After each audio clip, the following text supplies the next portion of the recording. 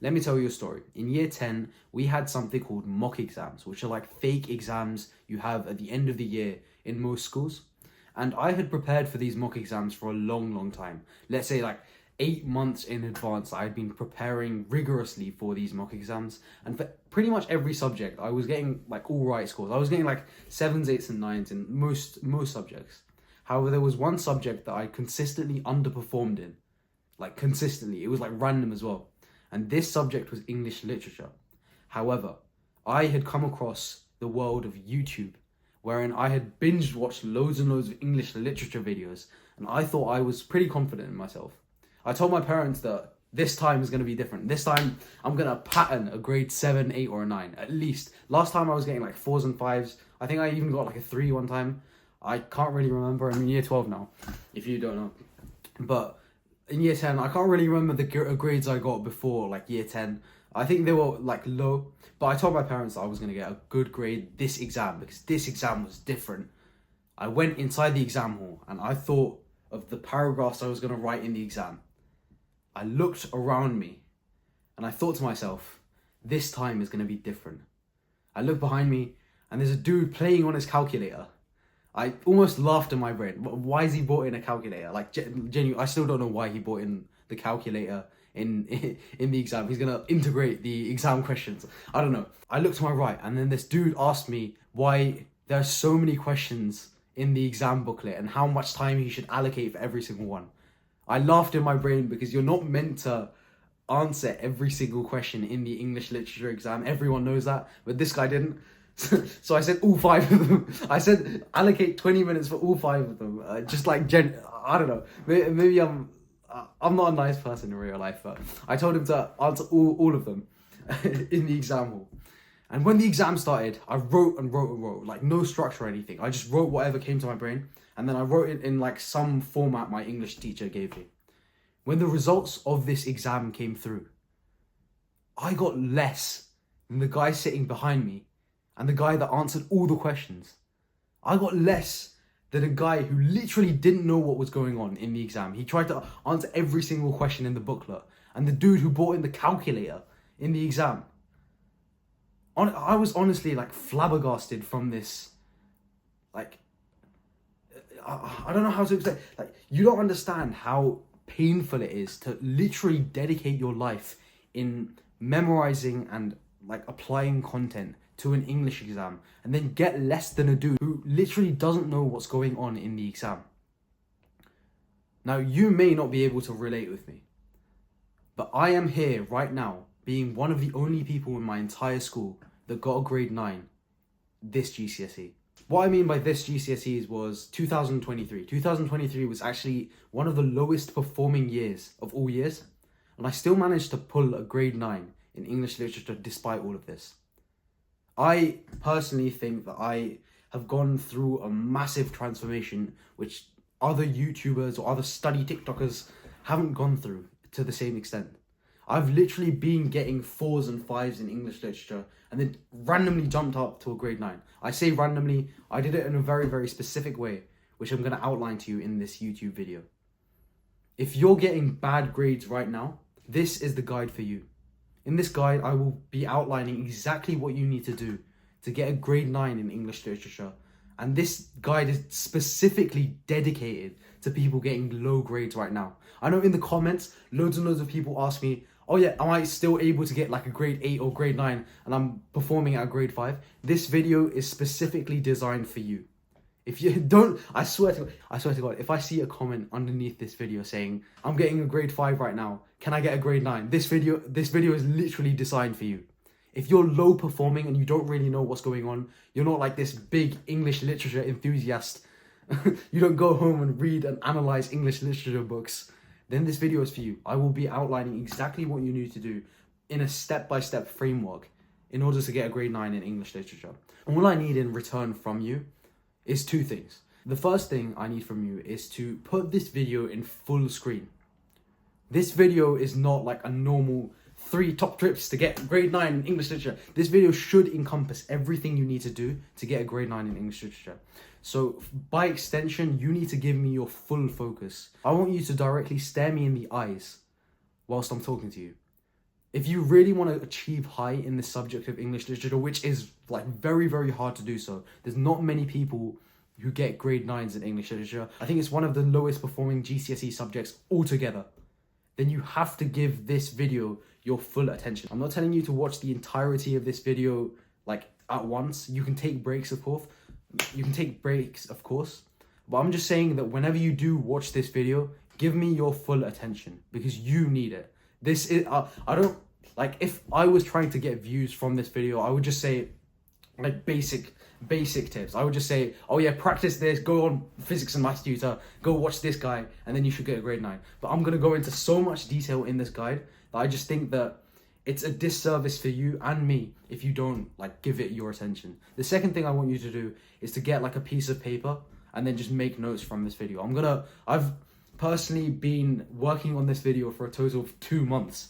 2 months of my I'm doing A-levels right now, but 2 months I've dedicated just in the production of this video. It's a long story, but I've literally filmed this same video multiple times just for it to be the most perfect version to put onto YouTube and the most perfect version to show you. I've also consulted English teachers and other English literature students who also got a grade 9 in the production of this video. So rest assured, you're in good hands. This video is completely free to use. I put this in a step-by-step grade, and if you do like exactly step-by-step what I tell you, there's no reason why you shouldn't get a grade 9, regardless of how bad you are at English literature right now. It's a long story that I'll explain later on in this video, but I literally could not read when I was doing like my exams. I literally could not read. Like, I could read the alphabet, like, it's a long story, but I literally could not read like more than a paragraph, and I still managed to get a grade 9 in English literature. So if a guy who can't literally read got a grade 9 in English literature, I think that you can too. Step 1, how this framework works. Like I said in the previous section, I've designed this video in such a way that you should benefit from it the most. And it's basically, throughout this guide, I'm going to give you like actionable steps that I want you to do right now. So throughout this guide, if I say actionable step, I want you to do that right now. And hopefully now you have like a pen and paper to write down the notes I'm going to give you in this video. Basically, how this video is structured is how my English language video was also structured. So if you haven't watched that video, or you need to get like a grade 9 in English language as well, I've made a separate video for that. Go click on my channel. I'll put it up here somewhere. But this video will work in like sort of the same way that one does. So it's going to be structured into 4 main sections.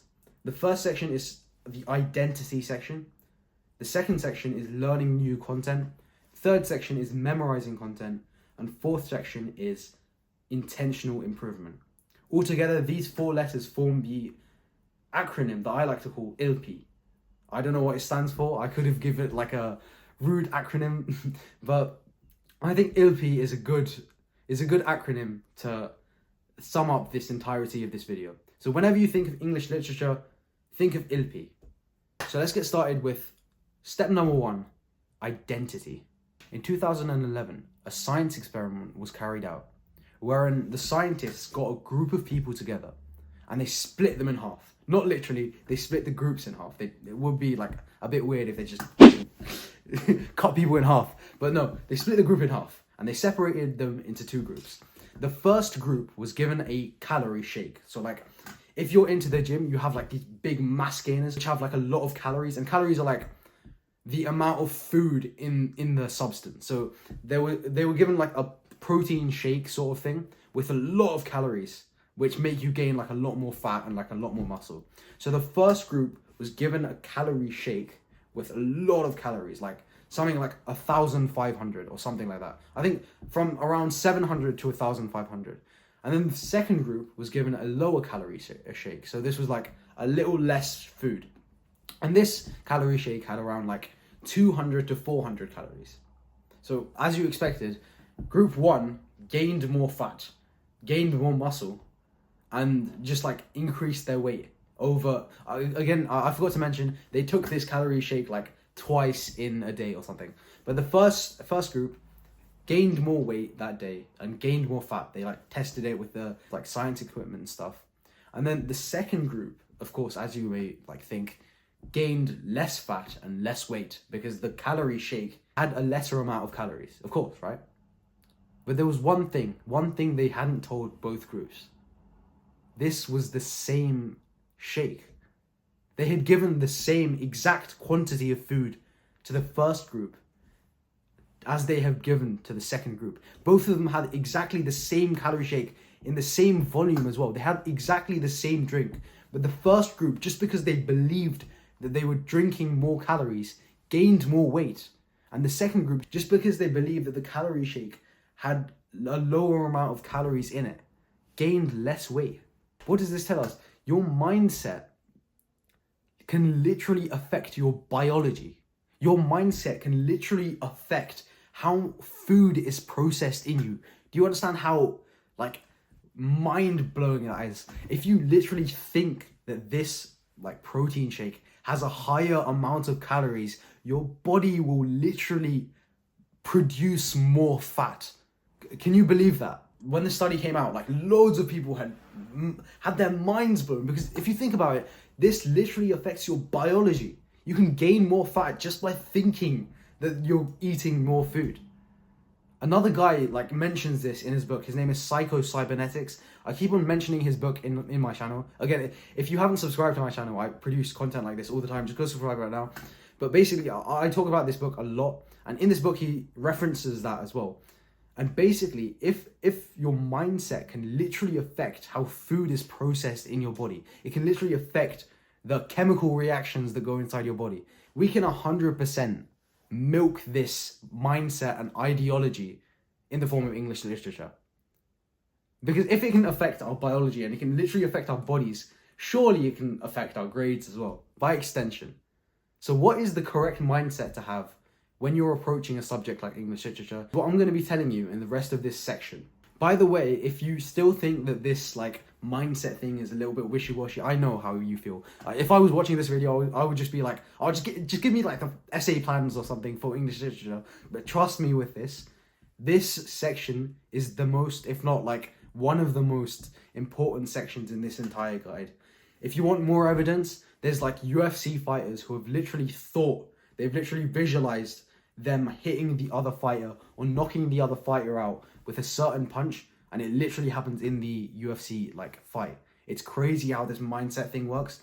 If you want to skip this section, I would recommend you skip this section completely and read this book called Psycho-Cybernetics. I guarantee you that this book will completely change your, like, mindset and stuff. And if you ever thought that you were, like, sort of like a subpar student, like a student that wasn't as good as everyone else, this will completely change your, like, grades and life in general. But basically, back to the point, there are mainly two mindset shifts that you need to have to better your grades in English literature.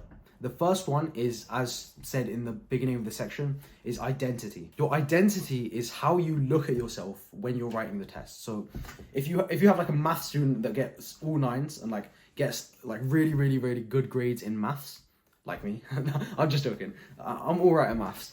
But if you get that student and then you give him, like, a new foreign topic, he's more likely to understand that topic just because he sees himself as a good math student. However, if you get, like, a bad student like Revishad, no, I'm just joking.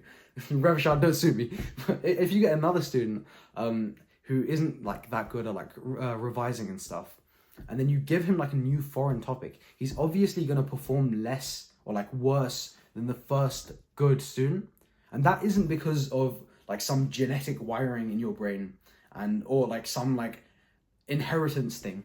It's simply because the first student sees himself as a good student. Because think about it, when you read, like, a line of if you read, like, a sentence and then you don't understand it, the first student is going to think, oh yeah, I'm a good student anyways, so if I just reread it, I'll understand it. But the second student, even if he could understand that topic, or if he could, like, do the question, he's immediately going to think that the reason he can't understand that question is because he isn't a good student, or because he's not, like, genetically wired for English or genetically wired for maths. This happened to me during GCSEs a lot, especially during English language and English literature, where I thought I couldn't get a grade 9 just because I was brown skinned and I was from India and, like, English isn't my first language. But you 100% can. Your English literature isn't something you need, like, genetics for, or, like, you don't need, like, massive past experience of reading just to get good at it. It's only when I started seeing myself as being sick, like, absolutely amazing at English literature and English language that I started improving in these two subjects. So me and my friends had like a little joke where we would literally go around and then make up like we would literally just waffle English literature analysis in our free time, and we would be like, oh yeah, we're the best at English. We're like model students in English literature. We're literally the best in the country. And I know this may sound like egoistic and stuff, but I know this may sound like improbable as well. I think this may have had like a big effect on how I saw myself, because even if I didn't believe it at the time, I felt like just seeing myself as a better English student really helped me in like getting rid of those limiting beliefs that a lot of people have. So back to you.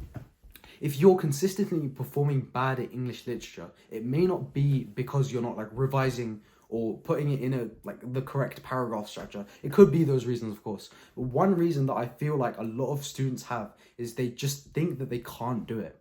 If you're getting grade 1, 2, 3 right now, you probably think that a grade 9 is far out of your reach, but I'm here to tell you that it's not. Genuinely.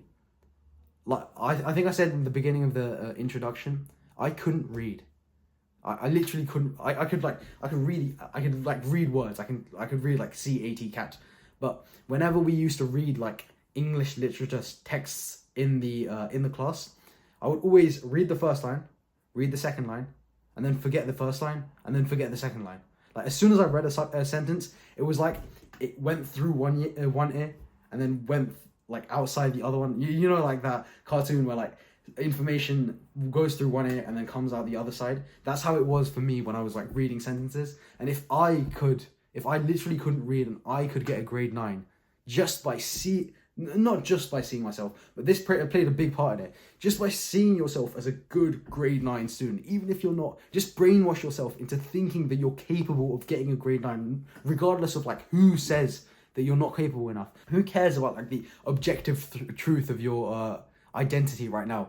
Who cares what like grades you've got in the past? If you just brainwash yourself into thinking that you're capable and you're a good English student, it's not going to do you any harm. It's just going to improve your grades. I'm not saying you're going to get a grade 9 just because of this.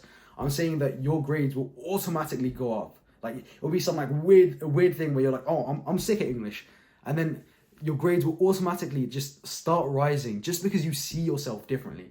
Again, I mentioned this before. If you want to read more about this, read a book named Psycho-Cybernetics by Maxwell Mott, and another book called Atomic Habits by James Clear.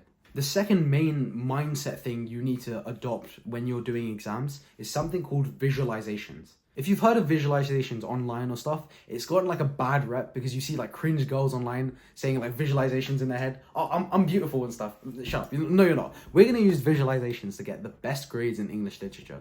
And this is exactly how.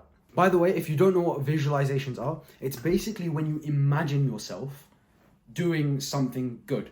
So, you know, we had like the identity section where you just saw yourself as a good English literature student.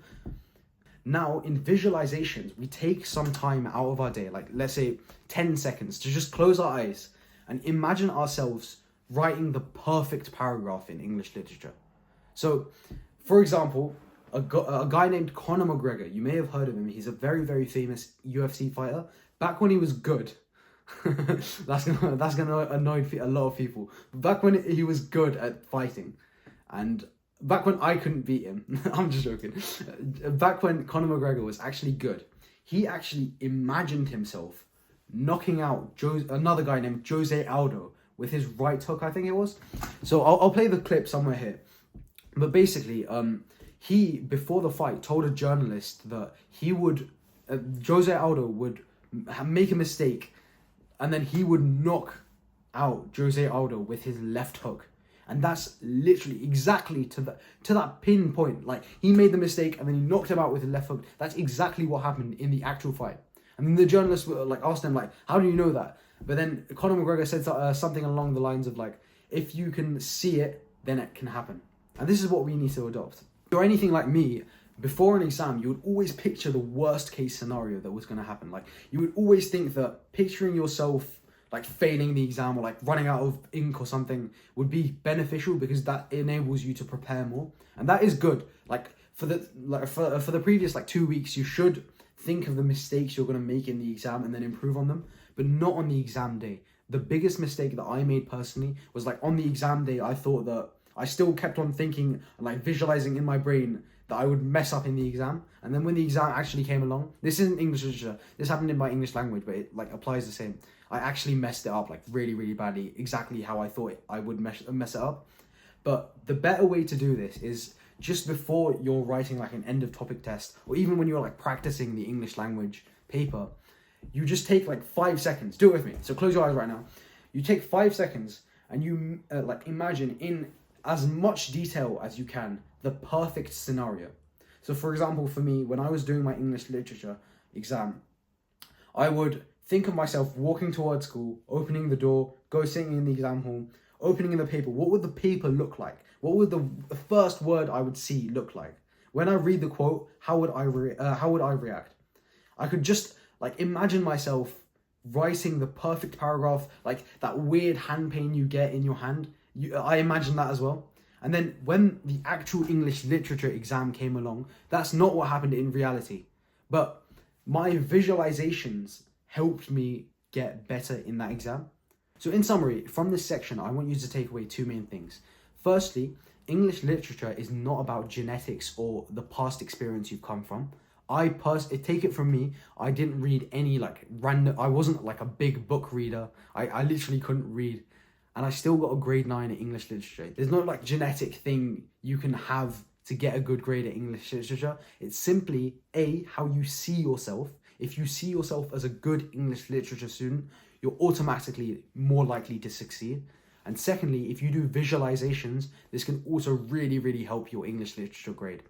A lot of people may like be clicking off the video right now and saying like, oh, this is way too like wishy-washy. Why is he talking about identity and visualizations right now? Just tell me like that. Like, I personally, if I was watching the same video like 3 years ago, I would literally just be disliking it, writing like a hate comment, and then reporting it for spam and misinformation. But don't do that.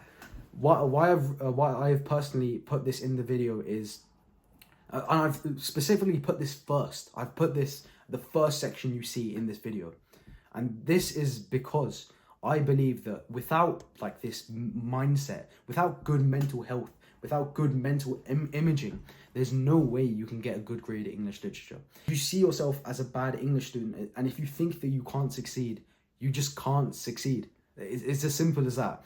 So just take these 2 points away from this section, and this brings me on to the actual first physical section from this video, which is learning new content. Learning content. Learning content is genuinely one of the best things you can do for English literature, and I'll tell you why. One of the people I knew was actually getting like flashcards, and he was memorizing loads and loads of them like per day. He was going over every single flashcard for like, I think a particular book. I think it was Romeo and Juliet. I'm not quite sure. But he was going over the flashcards every single day, and he would like memorize every single flashcard word by word, and then try and like reproduce it in text. And he would just do like practice questions as well. But in the real thing, he ended up getting like a 6 in English literature. And the reason being is because he didn't learn his texts. Now, with other subjects like science or maths, you can kind of get away with not learning your like material. With like math, you don't have to like read the textbook as much. You can just get away with doing like practice questions. But for English literature, especially English literature, you need to know every single text inside out. It's kind of different for poetry. I'll come to that later. But for text, especially like An Inspector Calls, Macbeth, Romeo and Juliet, you need to have a very, very good understanding of what's going on in every single scene. Now, there's many ways to have this understanding. The one you're probably familiar with, the one that your teacher probably tells you to do, is just reread the book. Now, for me, I actually struggled with reading, let alone reading something like Romeo and Juliet, which is written in like 18th century Shakespearean English language. So I actually like struggled very much with reading my book. I think I only read my like Romeo and Juliet book and like An Inspector Calls book cover to cover in lesson, and I didn't even read. I didn't even like pay attention in that. I think I told you the story of like how I literally could not read line by line. So the way I went around this like problem of I just didn't have the time or the mental capacity to read my books over and over again is by watching YouTube videos. I've seen like loads and loads of other courses. I've gone on like other websites as well, but I genuinely think the best way to learn English literature, like texts, is through YouTube videos. Now, your teacher, and my teacher as well, I think my teacher, or like other teachers, did disagree with watching YouTube videos. They said stuff like YouTube videos don't really provide you with that much inference, and I disagree. I think that especially GCSE English YouTube has a very, very good like summary of what happens in the book step by step. And for me, all I would do is I would literally like every 2 weeks leading up to the actual exam, I would just watch like a summary guide of what happens like act by act in my text. So I watch like people like Mr. Everything English, Mr. Bruff, and Mr. Salas. These three, the trio. I would just watch like some of their videos, and I would just watch a couple more like guys' videos, and then having that information, I found myself understanding what happens in every scene way better than my other friends who would just try and read every single word of every single page again, and they didn't even finish that.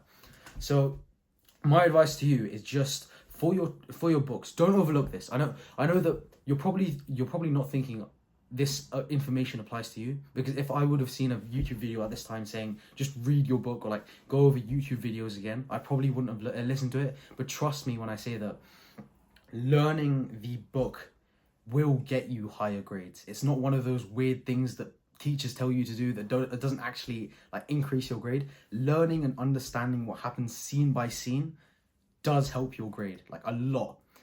I know I'm like violating people who read like books cover to cover, but if that works for you, then fair enough. If that helps you get a better understanding of the book, then go ahead, do that.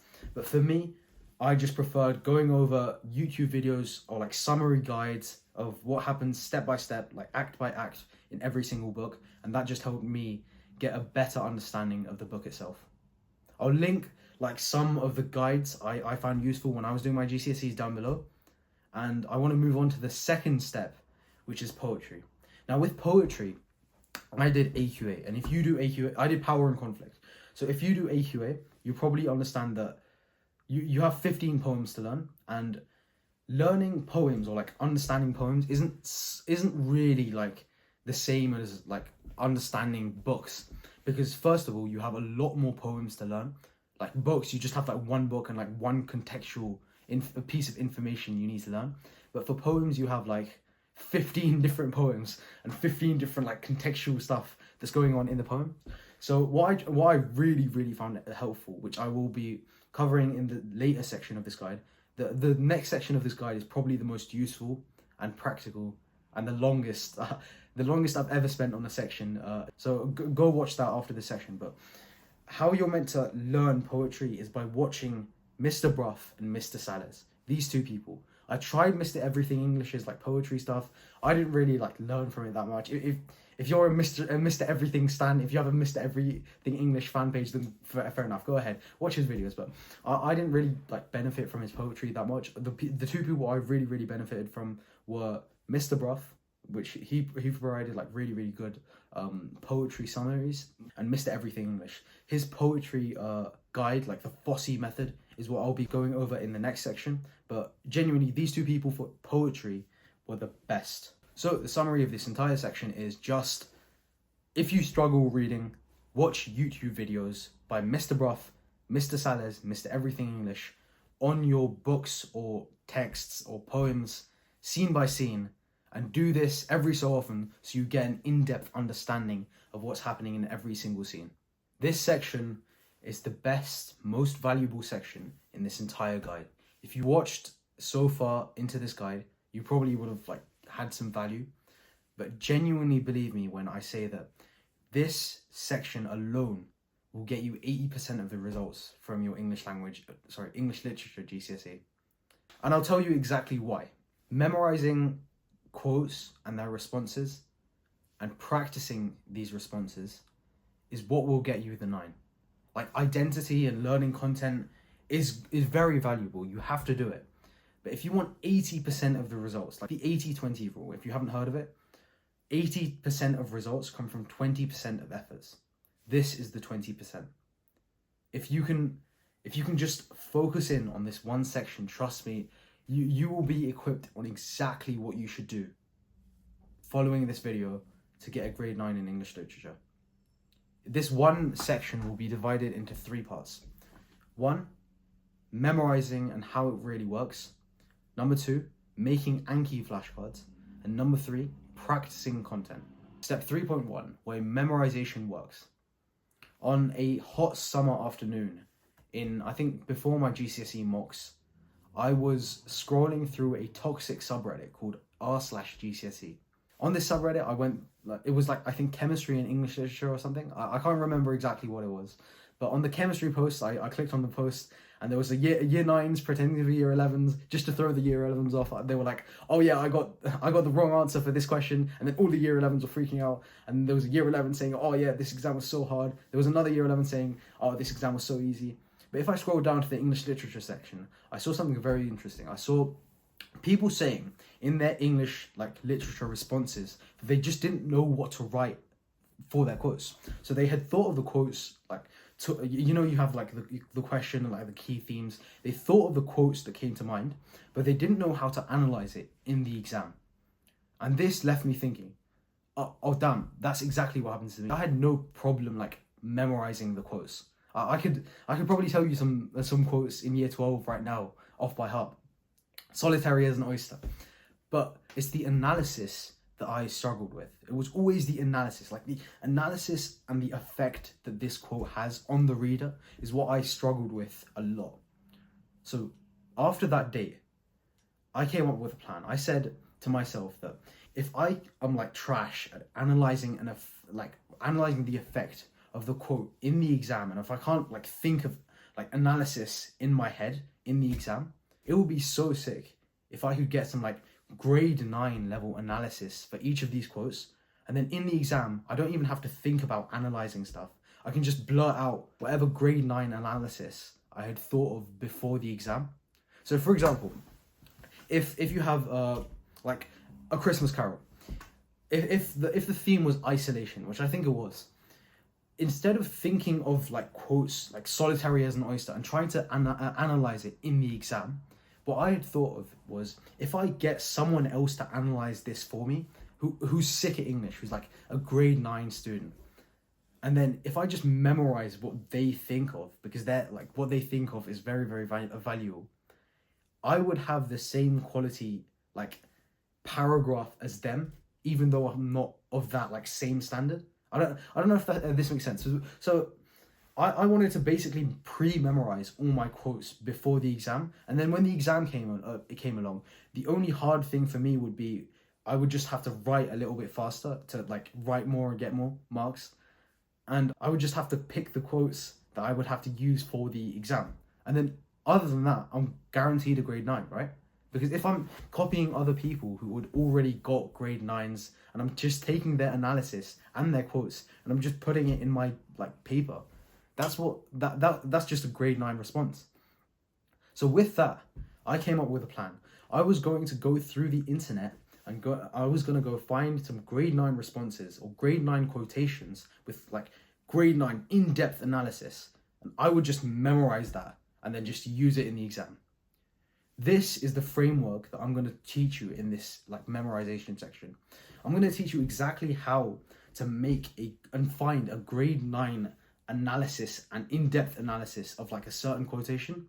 And I'm also going to teach you how to use an application called Anki, which is a flashcard application. I'm going to make a full guide on how to use this flashcard application called Anki in I think 2 videos from now.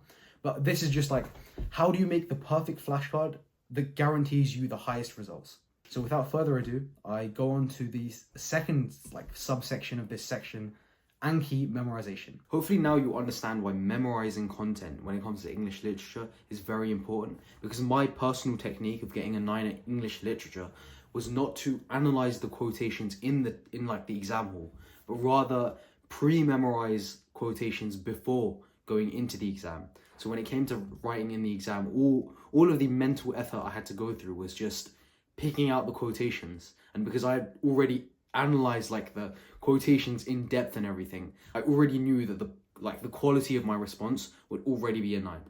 So what I'm going to be showing you in this subsection is exactly how to use a flashcard application called Anki, which is like, it's the best flashcard, like online flashcard application out there. I've tried like all of the other, I've tried all of the other ones that everyone else recommends, like Remno, Quizlet, but I do find that Anki is 100% like the best out on the market. But I think it's free on computer. I think it costs a bit of money on like iPhones, but just get it on like computer, or if you have an Android phone, then I think it's free. But basically, what we need to do is we need to make the perfect paragraph structure to memorize before the exam, and when it comes to the exam, we will have it already in our brain. So I'm going to be teaching you exactly how to make the perfect paragraph like structure with examples and how I memorize them. So I'm going to switch over to my computer, and hopefully then you can see exactly how I did it. There's a change in camera angle again, and you can see that I'm facing the screen and the camera in like a really weird way. So excuse me if I like look to the side or something, because like this camera angle is really, really weird. But essentially, to make the perfect paragraph, hopefully you can see my screen like here or something, but hopefully to make the perfect paragraph in English literature, you need three main things. You need the quote, the actual quote you're going to memorize. By the way, before I start doing this, I want to mention that this is mainly for like non-poetry related books. So for example, your Anne in Spectacles, A Christmas Carol, Macbeth, Shakespeare, like all of them. This is the structure you need to use to memorize flashcards for the exam. You need to have a quote. So for example, A Christmas Carol, I'll give like examples from my Anki later, but if I take like as solitary as an oyster, or I can't even remember the quote, but as solitary as an oyster, then what you need, and like you would also want like the act, or where this is in the play, or like novella or something, because like it's better for memory if you can just recall the act as well. And then you need to have the basic English language, or like the basic interpretation of this quote. So like the basic theme. So for example, solitary as an oyster, you can say the metaphor shows this. This is a very like surface level basic interpretation of the quote itself. But then you also need to have in your flashcard, like underneath that flashcard, like underneath that theme, sorry, you need to have a deeper or an overall meaning to the actual quote. So I'll show you loads and loads of examples of this. By the way, if you don't know, you can get all of my flashcards that I used for my GCSE like completely for free on a website called github.com. All you need to do is go on there, follow me, and then you get all of this for free. Like you can skip up, if you do the same books as me, you can literally skip out this entire section of making new flashcards if you do the same books as me. So the books I did were Anne in Spectacles, A Christmas Carol, poetry was like Power and Conflict, and then I think I did Romeo and Juliet as well. So if you do like those three books, don't bother making flashcards again. I think I spent a lot of time in making flashcards, and if I had someone that made in-depth flashcards like I did, I would like happily pay money for that.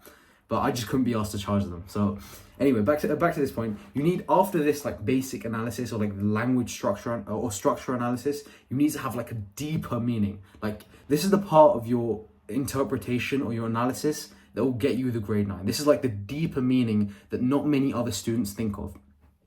And the way you can get like this deeper meaning from your quotes is by going on either a guy named Mr. Sales. I'll mention him a lot of times throughout this video. I genuinely think there's no other GCSE English literature tutor that's better than him.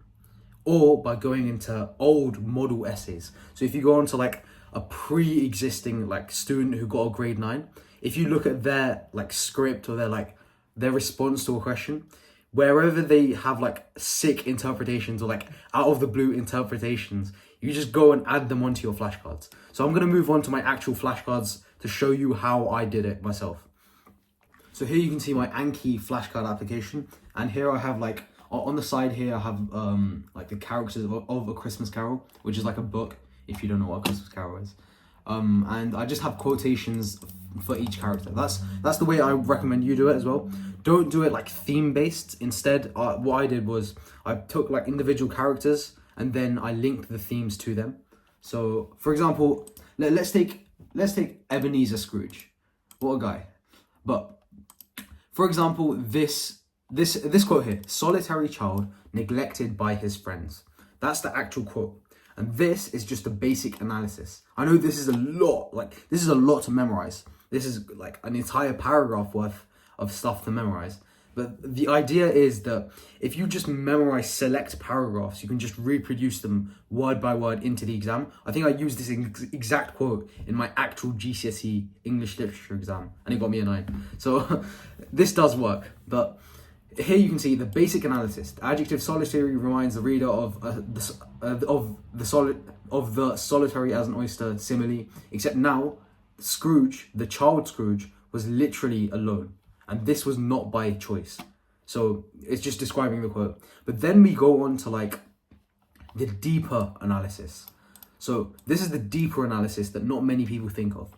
By encouraging the readers to feel sorry for Scrooge, Dickens is inviting us to develop an interest in his transformation and to celebrate with Scrooge at the end of the novella. So the first like the basic interpretation, every student's going to say that, but like it's just with this deeper analysis and interpretation that you're going to get the grade 9. If I go on to other quotations as well, let's go to... All right, this is a sick one. I am as light as... of course, I didn't memorize the entire quote. I just like paraphrased some of it in the actual exam. But I am as light as a feather, as happy as an angel, as merry as a schoolboy. These similes emphasize the contrast between solitary as oyster and hard as sharp as flint similes from earlier in the text, which shows how Scrooge has completed his transformation and redeemed himself. Basic interpretation. This is what everyone's going to say in the exam. But it's only when we come here. This leads to the angel simile, which contrasts his earlier description of him being a sinner. Angels connote goodness, which show how Scrooge has transformed into a better person. That's the thing that's going to get you the good grades. No one's going to put that interpretation in their like exam. It's just these like deeper analysis that your examiner is going to be like, oh, sick. He's a sick English literature student. And if we can memorize stuff like this and make flashcards in this structure, we're gonna get sick grades, isn't it? By the way, if you didn't hear like last time, you can get all of these flashcards, like all of these flashcards. If you take like the same subjects as me at GCSE as well, you can get all of these flashcards from GCSE, just literally on my GitHub. So go follow me on GitHub and you can get all this for free. But basically, what we need to do is we need to construct our flashcards in this way. And the way to do this is very simple. All you need to do is get the quote, get the quotation, right? You go on like physics and math tutor is good. You go on like Mr. Broth. You go on to Mr. Salles, Mr. Everything English, like the YouTuber or the resource of your choice. And then get like commonly used quotes as well. You don't want to get some like random quote that some random like character says. You want to get like commonly used quotes. But then all you do is you like memorize the basic interpretation. So not memorize. You put down the like basic interpretation. For example, this one. I don't know how I clicked on it, but let's go to Juliet actually. Yeah, this one. So, "Come, my gentle knight, come." That's quite a like commonly used quote, but it's just these like deeper interpretations which you can either find from Mr. Salles. Like he has an incredible amount of like deep analysis of characters and like themes that literally no one thinks of. I don't know how this guy pulls these interpretations out, but he literally comes up with stuff that literally no one thought of. Or you can go on ChatGPT. I know ChatGPT is the new resource of GCSEs. You can literally exploit it for everything. But one way you can exploit it is just go to ChatGPT and like put some prompt in it. I'm not going to tell you exactly what prompt because I didn't use ChatGPT, but you probably can.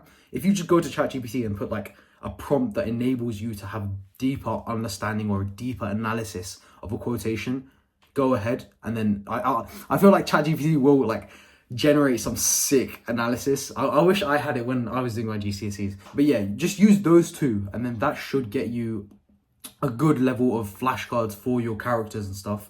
The next section of this like subsection, I'm going to tell you exactly how to practice content using these flashcards.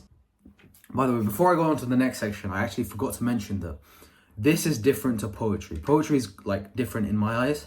The reason being is because I didn't really like find that good like resources on poetry online. I looked like everywhere pretty much, but I didn't find that like many good resources. But the one person that genuinely got me the grade 9 in poetry, I wouldn't have got the grade 9 or like good marks in poetry, is this guy named Mr. Sellers. I know I've spoke about him. I'll speak about him again. If I go onto his channel, so if I go onto YouTube, Mr. Sellers poetry, he has this. So these are like they're a playlist of all the poems, especially for AQA. If you're doing another exam board, I'm not quite sure. Genuinely, go ask your teacher if you're doing another exam board. This is specifically designed for AQA. This section is specifically designed for AQA, but he does a specific structure, which is FOSSE, and I made all my like poetry notes and flashcards based on that structure. I think that there's no other resource better than this guy. I'm not just saying that because he commented on my English language video. I'm just genuinely saying that if you go watch his poetry like stuff, and then I've made notes on it, I've made flashcards on like exactly what he says on these videos, and you go memorize that, you're genuinely going to be like the best in your class at poetry if you're doing AQA. Like people around you in like year 11, I was coming up, like I was just saying what Mr. Sellers was saying in his videos, and people were like, oh my god, how do you think of that? You're so smart. You can't even read, mate. How are you thinking of that? But if you go watch this guy, it's blessed for you. If you don't do AQA and you do some like weird ass exam board like WJEC, I'm not sure. I just like use the structure I gave you like for other texts, or go ask your teacher. That's what I would say at least. Hopefully now you understand how to make a flashcard using Anki, and you also, I don't think I mentioned this, but you have to do these quite often. So you have to go through these like Anki reviews every other day or like whenever you can. I'll make a full guide to how to use this application on Anki like 2 videos from now. But if you can't like wait for that, just all you have to do is go like make the flashcard and then do them whenever you can. But after you've done this, it comes on to the second most important section of this entire guide, which is practice. Practice and memorization coupled together will get you the grade 9. And I think I've mentioned this before. So how exactly do you practice English literature? In the English language like guide I made, I said a specific number of practice papers you need to do to guarantee you the grade 9. This is not the case for English literature. For English literature specifically, you need to go through as many past papers as like humanly possible. The more past papers you go through, the better. You have to go on physics and math tutor, your old exam board, like other exam boards. I personally didn't do other exam boards. I literally just went through like half of the physics and math tutor ones, and I went through like every single past AQA exam board past paper question, and then like literally as many as I can. And I think that English literature is very different just because of how the essays are set up. So essays that people say that they repeat, they kind of do, but they do so in like a different way that's hard to explain without you actually practicing. So in like a completely opposite from English language, you need to do as many past papers for English literature as possible. So all of physics and math tutor and all of your previous exam board like past papers is a sweet spot for getting the grade 9 in English literature. I think if you do all of the ones on physics and math tutor, all of like the questions, and then all of your like past paper questions, I think you should be set for a grade 9. Then the question arises for English literature is like, what structure should I use? Like what structure should I use for this question? What structure should I use for that question? And in English language, I gave you like a structure on how to get a grade 9 in like this particular way. But for English literature, again, it's different. The best way to get the grade 9, as like unattractive as this advice may seem, is literally just follow the structure your teacher gives you. I know how weird that's. You're probably looking for like some next level like grade 9 attracting like writing structure that will guarantee you the grade 9 and full marks and everything. But genuinely, the structure that your teacher gives you is like really, really good in like 9 times out of 10. If not, go to another teacher in your department. It doesn't really matter. But they'll probably set you like a specific paragraph structure to do in like this question and like this question. So for example, they'll set you one paragraph structure to do in like an inspector calls, and then the other one for unseen poetry, and literally just follow that. I know how like loads of people for some reason think that they're like above their teachers in the aspect that if I do like a completely opposite structure to what my teacher tells me, then I'm gonna get a better grade. No, if you just listen to the structure that your teacher gives you, I'm not even gonna tell you like the paragraph structure or anything. Just literally go email your teacher on what structure you need for every single question, and then use the flashcards that you've memorized already in your paper. Literally just like blurt down whatever you've memorized through Anki, and then that should guarantee you the grade 9 if it's coupled with the adequate practice. So the summary for this section is: do as many past paper questions as humanly possible for every single section. English literature is a very long subject. I don't mean that it's like hard, it's just very, very long. You just need to go through as many past papers as humanly possible for you to get the grade 9. And the paragraph structure you should use is literally the one your teacher gives you, and that's the end of.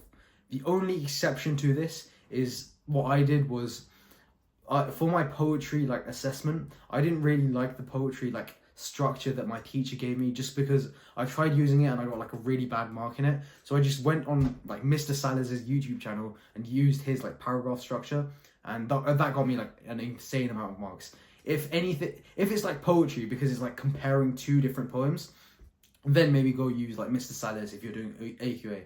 But 9 times out of 10, just go use your English teacher's one. It's probably the best for you right now. This then brings us to the last section of this entire guide: intentional improvement. This section is basically just improving on your mistakes, which not a lot of people do. When people like practice stuff, all they do is just they do the practice question. This is for like all subjects, not just English specific, but they do the practice question and they just like leave it for some reason. That's not the hard work over. The hard work isn't over when you do that. What you need to do is you need to have a specific system in place that you can improve from those mistakes you made. So for English literature, what you need to do is you need to go and mark those essays and then write your feedback in a specific like document. That's the best way I've seen so far. So what I would have is I would have like a mistakes document. I have it for maths right now because I'm doing like 4 A-level. It's irrelevant to this, but I'm basically doing like hard subjects at A-levels, and I have a way of like looking back at my mistakes for every single like subject. But for English literature, what you need to have is you need to have a document in place, and then whenever your teacher gives you feedback, when you mark it, then you put the feedback in that mistake document, and whenever you do that like practice or something, you quickly read over that document. Again, another way of marking your essays if you don't want to go to your teacher for some reason is by using ChatGPT. In my old English language guide, I also said that I was going to give you the prompts for ChatGPT, but genuinely they're not hard to make. Like, it took me so much time to remake those because I like lost my prompt somewhere to give to you. But basically all you need to do is you need to go to your exam board website, just copy and paste the mark scheme into ChatGPT, and then write your response, and then just say mark this using this mark scheme. And of course, this won't be 100% like accurate marking. ChatGPT is not an English examiner, but it's gonna give you like a general idea of where you are. Like if you're getting like 6 out of 30 in like ChatGPT's marking, then that means that you're probably not good right now. And you can ask it for feedback, like where did I go wrong? But if you're getting like 30 out of 30, even though you may get like 28 out of 30 in the actual thing, it's a good like generalization of where you're at right now. So the summary of this like small section is just have a mistakes document, have like a system in place wherein you just track the mistakes you've made in your essays. So for example, in like Romeo and Juliet, if I'm consistently saying this about Juliet when it's wrong, I just put it in my like mistakes document, and then I go over that whenever I'm doing a Romeo and Juliet question. And then if you don't want to mark your like essays from your teacher, just use ChatGPT. We have the technology right now. All you do is go over to the mark scheme, copy and paste the mark scheme, and then just like type your response into ChatGPT. But this does not you do have to get your stuff marked by a teacher. This doesn't invalidate that. Just do both at the same time. That's my advice to you. So this concludes the main section of this entire guide. It's been a long guide.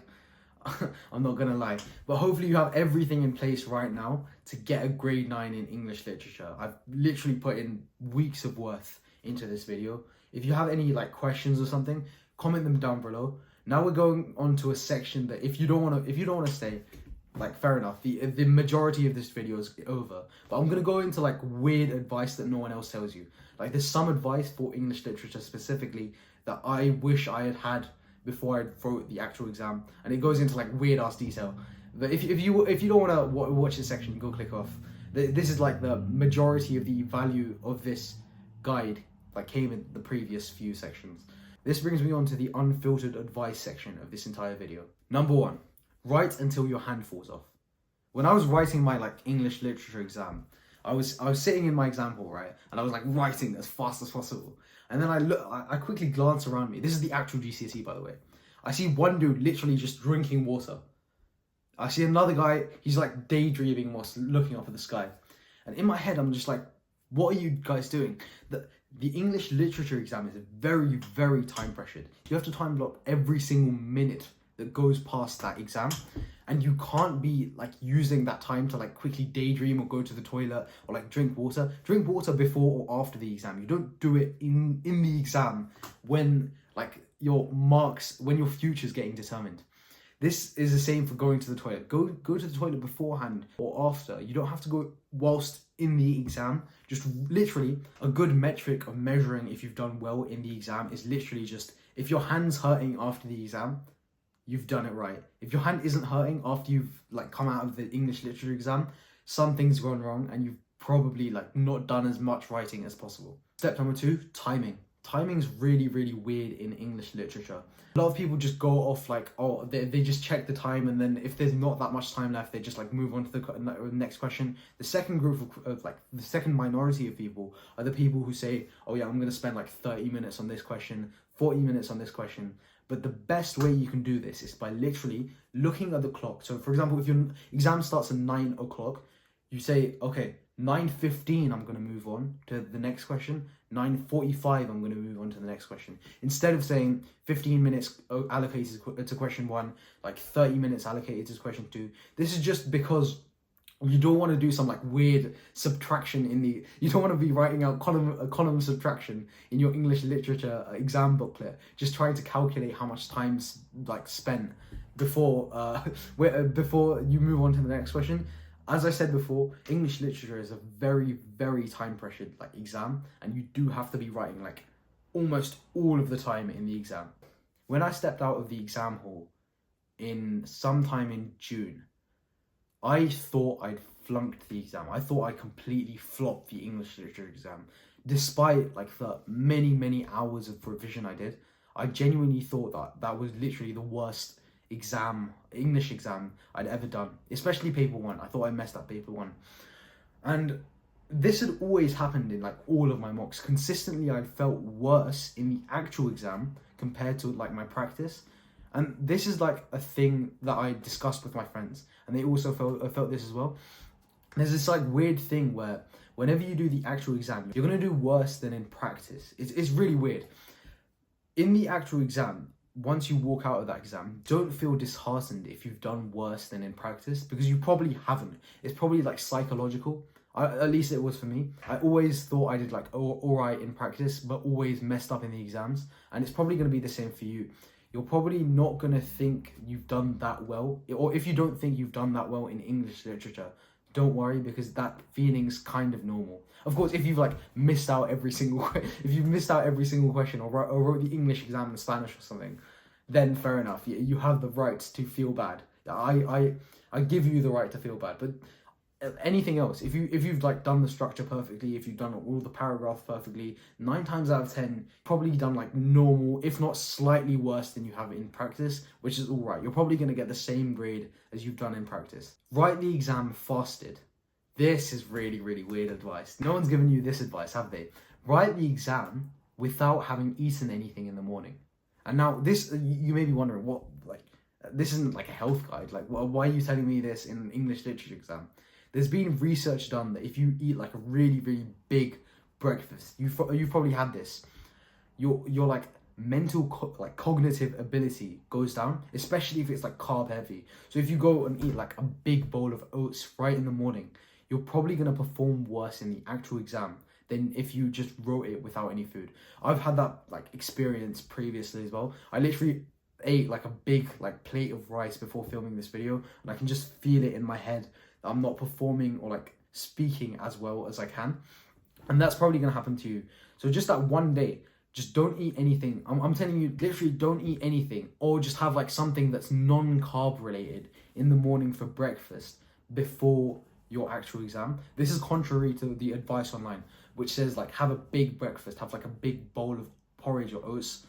But basically, if you want more advice on this, go watch a full-length guide to fasting by a doctor named Dr. Andrew Huber, and he's done a lot of research on this. But basically, the TLDR of all of that is just, if you intermittent fast, or if you just fast or like not eat anything, drinking water is fine, but if you don't eat anything before the actual English exam, you can eat it after, then you're going to perform better than if you had eaten like a big breakfast. That's the end of the video. That's a long video. If you watched to the end, thank you so much. I've put a lot of effort into making this video. If you like this video and want more full guides for every single subject, I'm planning to do a full guide for every single GCSE subject. And then like, if you're like a subscriber to me, I'll tell you about like how my content's going to change in later videos. But I'm gonna make a GCSE full guide for every single subject. So stay tuned for that. Share this video if you think it's going to help anyone else. Like this video if you liked it, and I'll see you in the next video, which is hopefully going to be next week, because I'm going to stay consistent on my YouTube channel. Thank you for watching.